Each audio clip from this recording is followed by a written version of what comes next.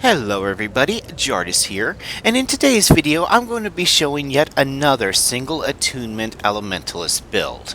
Now the reason why I've been doing single attunement Elementalist builds is because most other Elementalist builds that I have seen online revolve around a complex rotation system, and for some of us that is just a little too hard for us to understand and grasp. Our fingers are not octopuses, and it would be a little bit easier for us who stay in a single attunement. Now, I have previously done one for air and earth. As you can tell, this one we will be focusing on fire.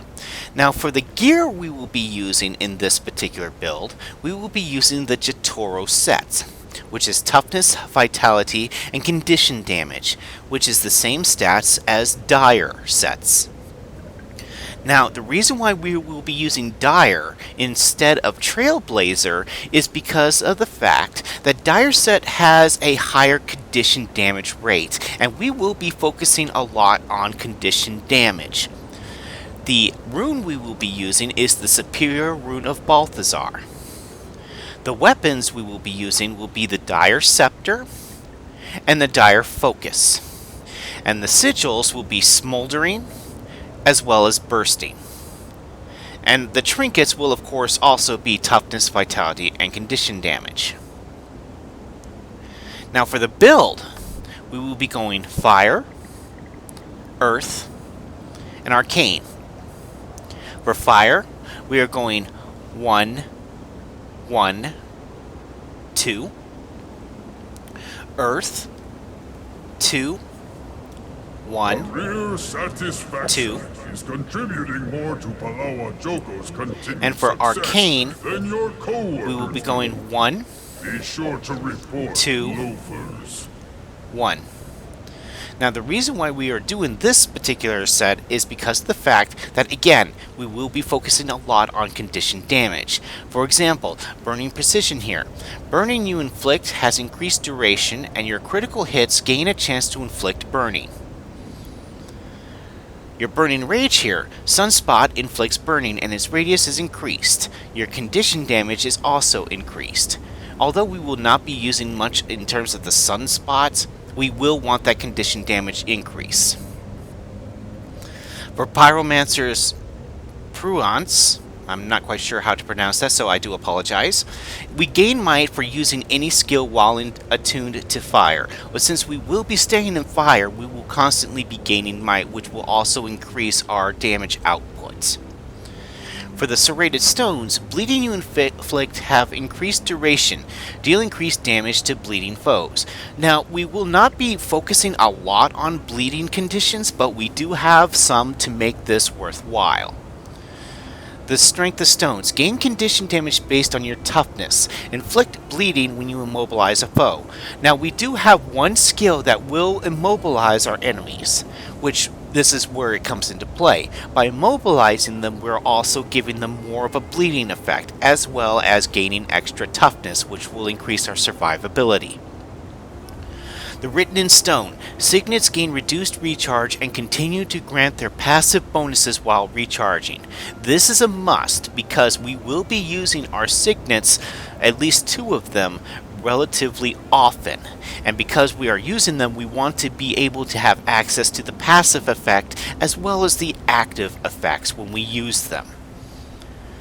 For the Arcane, we are using the Arcane Precision. Your critical strikes have a chance to inflict a condition based on your attunement. Well, we are staying in fire, so that increases our burning conditions. We're using the Elemental Lockdown. When you disable a foe, you gain a boon based on your current attunement. Our current attunement will be fire, which means we will be gaining might, which will increase our burning damage and our power and condition damage, by 150 each. Now, we will not be doing a lot of disabling, but we will on occasions be able to deal some kind of disable that will make this worth it. Now, we could also go for the Geyser in case we are, in a group effect to help, envelop in a fiery shield that burns foes, grants might each time we are struck while we are reviving an ally. or we can switch to the lesser arcane shield. But the problem is that for this we will be needing to change out one of our selectable stats, so this one isn't really all that worth it. Now for the last one, we will be using the Flame Burst Evasive Arcana, because whenever we dodge, we will be casting a burning effect AoE when we land on our dodge. Again, more burning, which is what we want. Now for the skills we will be using the Glyph of Elemental Harmony to heal ourselves and gain a boon based on our attunement. We are going for the healing and the might.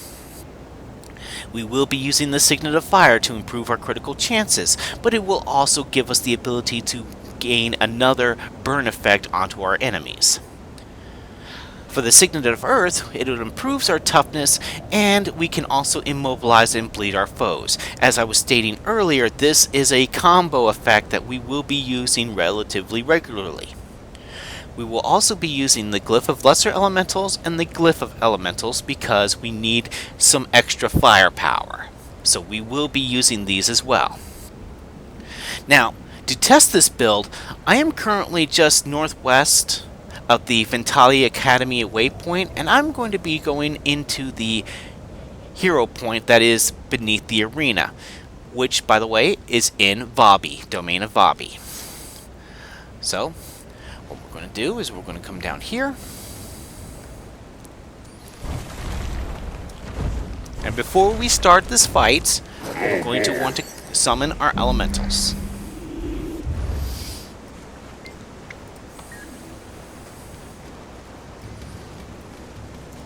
This should be educational.